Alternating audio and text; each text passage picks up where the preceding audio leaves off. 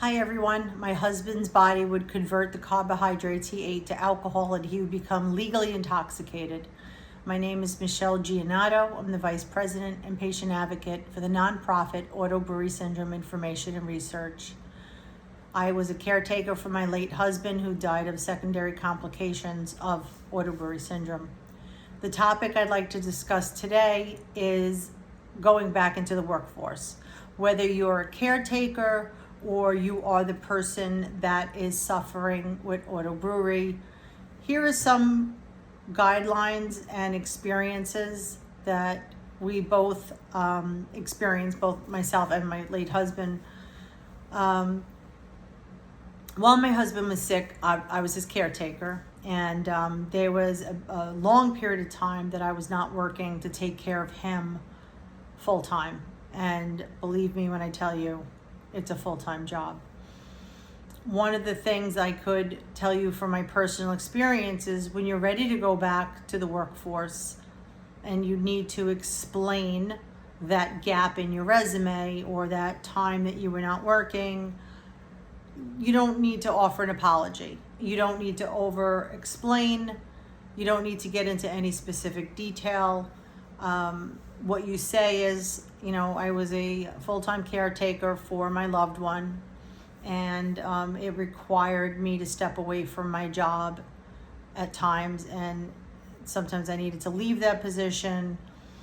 You always want to go back to what that caretaking taught you and how it's relevant to the position that you're applying for. And some of the things you can mention, when you were a caretaker, it taught you about conflicting priorities, communication skills, organization skills, problem solving, and patience. These are things that all caretakers need to juggle with regardless of the disease.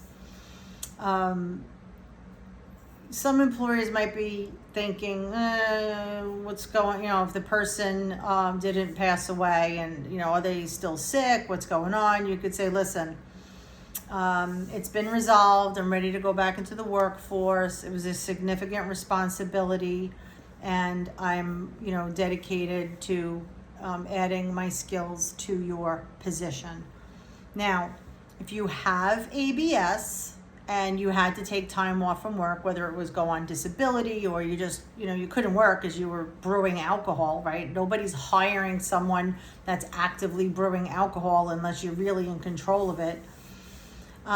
If they ask you about gaps in your work history, you could just say, I took some time off to address a health challenge that I had, and it's now resolved, and I'm ready to come back to work. You may want to mention, I've been cleared to return to work. You do not have to disclose the health condition that you have or had. You can keep those details private. You don't have to say anything other than what I just suggested. You're protected with the Americans with Disability Act, and you don't have to disclose those details. Just if they should ask again, their concern is there going to be another challenge with you working here? And your response should be around, no, I've been cleared to work. I dealt with my medical challenge. I'm okay now, and I'm ready to go back into the workforce.